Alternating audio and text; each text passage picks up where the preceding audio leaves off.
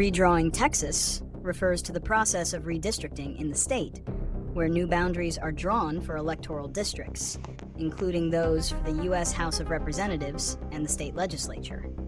This happens every 10 years after the U.S. Census to reflect population changes. Texas gained 2 new congressional seats after the 2020 census, bringing its total to 38. The process is highly political, as the Republican-controlled state legislature draws the maps. This often leads to accusations of gerrymandering, where district lines are manipulated to benefit one political party or dilute the voting power of specific demographic groups. Texas has a history of its maps being legally challenged for alleged racial gerrymandering. Currently, the issue is particularly prominent because Governor Greg Abbott called a special legislative session in July 2025. While one stated reason was constitutional concerns raised by the U.S. Department of Justice regarding 4 districts, critics believe this is a pretext for a mid-decade gerrymander aimed at increasing Republican seats in Congress before the 2026 midterm elections. This unusual mid-decade redraw is seen as politically risky, as it could lead to new legal challenges and potentially backfire on the Republican Party. The ongoing controversy surrounding Redrawing Texas stems from several interconnected factors, primarily driven by political power, demographic shifts, and allegations of gerrymandering. Political motivations. At its core, redistricting in Texas is a partisan battle. The Republican Party currently controls the state legislature, giving them the authority to draw the new district maps. This control creates a strong incentive to draw lines that favor their party, aiming to solidify existing majorities and potentially gain more seats in both state and federal elections. For example, after the 2020 census, Texas gained 2 new congressional seats, and the maps drawn in 2021 were crafted to ensure those seats went to the GOP, increasing their congressional representation to 25 out of 38 seats. Gerrymandering and its impact. The main tool used to achieve partisan advantage in redistricting is gerrymandering. This involves manipulating district shapes to either pack opposition voters into a few districts, minimizing their overall influence, or crack them across many districts, diluting their voting power. Texas has a long history of maps being challenged in court for alleged gerrymandering, often on the grounds of racial discrimination under the Voting Rights Act. Civil rights groups argue that these maps dilute the voting power of growing minority populations, particularly Black and Latino voters. Mid-decade redraw and external pressure. The current heightened controversy also stems from the unusual nature of a mid-decade redraw. Redistricting typically occurs only once every 10 years after the census. Governor Greg Abbott's recent call for a special legislative session in July 2025 with redistricting on the agenda is highly uncommon. This move is reportedly driven by pressure from the Trump White House, aiming to create even more Republican-friendly maps and potentially secure additional GOP congressional seats ahead of the 2026 midterm elections. While the governor cited constitutional concerns raised by the U.S. Department of Justice regarding 4 specific districts, many critics view this as a pretext for a politically motivated redraw. This situation creates a contentious dynamic, as Democrats and voting rights advocates vociferously oppose the effort, seeing it as an attempt to disenfranchise voters of color and further entrench Republican power. The potential for new legal challenges and the risks of an overly aggressive gerrymander also add to the controversy. The Redrawing Texas issue has significant consequences for both Texas and national politics, with several predictions about its immediate and long-term impacts. Consequences. Entrenchment of partisan power. If the Republican-led legislature successfully redraws maps to their advantage, it could further solidify GOP control in Texas, potentially for the next decade. This means fewer competitive races and a greater likelihood that the party in power will remain in power, irrespective of broader shifts in the state's demographics.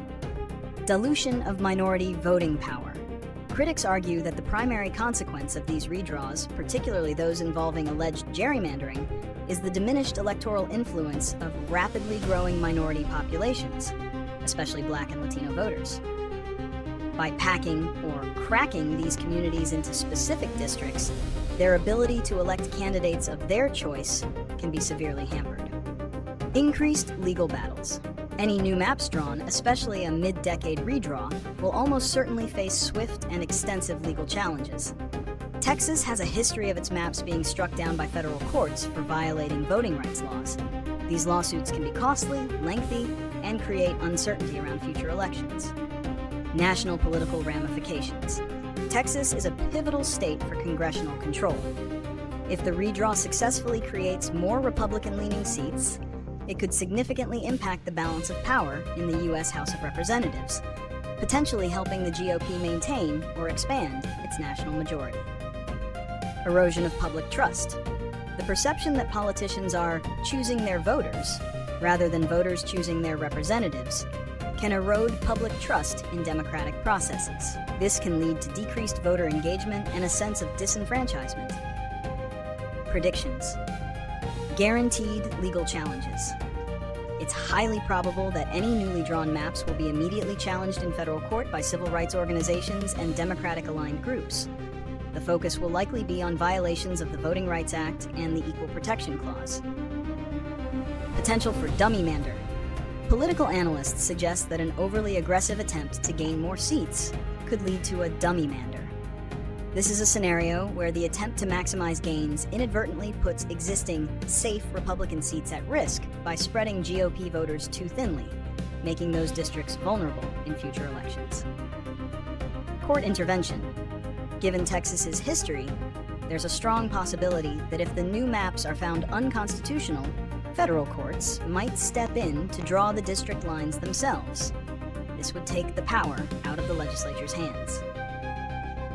Heightened partisan polarization. The contentious nature of redistricting is likely to further intensify partisan divisions within Texas and nationally, as both sides dig in for a protracted political and legal fight. Limited democratic recourse in the short term. While Democrats will likely pursue legal avenues, their options for immediate political retaliation in other states might be limited, as many Democrat-controlled states use independent commissions for redistricting, which aim to be nonpartisan. Addressing the contentious Redrawing Texas issue requires a multifaceted approach, focusing on legal challenges, legislative reforms, and public engagement to promote fairer maps. Legal avenues. A primary solution involves continuing and strengthening legal challenges to alleged gerrymandered maps. The Voting Rights Act of 1965 and the Equal Protection Clause of the 14th Amendment are key legal tools used to argue against maps that dilute minority voting strength or are drawn with discriminatory intent. Civil rights organizations and advocacy groups routinely file lawsuits against Texas's redistricting plans, aiming to have them declared unconstitutional and force redraws, often by federal courts. The recent U.S. Department of Justice (DOJ) letter to Texas, which raised concerns about the constitutionality of certain districts, highlights the ongoing federal oversight and potential for intervention. Legislative reforms.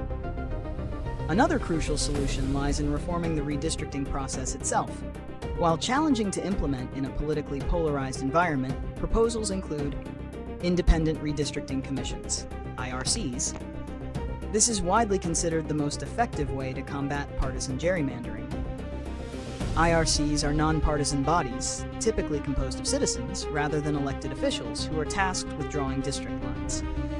States like California and Michigan have implemented successful IRCs, leading to fairer and more competitive maps.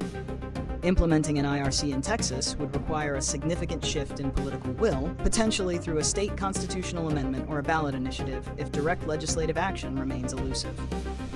Clear, nonpartisan criteria. Establishing clear, legally binding criteria for drawing maps, such as compactness, contiguity, respecting communities of interest, and prohibiting partisan advantage could guide the process. Public engagement and advocacy. Public awareness and sustained advocacy play a vital role. Organizations like Fair Maps Texas actively work to educate citizens about gerrymandering and mobilize support for reform. This includes public petitions and campaigns, encouraging Texans to sign petitions and contact their legislators demanding fair maps. Community input, ensuring that local communities have opportunities to provide input on proposed maps, highlighting how district lines impact their representation. Data and technology, utilizing mapping tools and data analysis to demonstrate instances of gerrymandering and propose alternative, fairer maps. While the current political landscape in Texas makes legislative reform challenging, a combination of persistent legal action, sustained public pressure, and continued advocacy for nonpartisan processes remains the best path towards achieving fairer electoral maps in the state.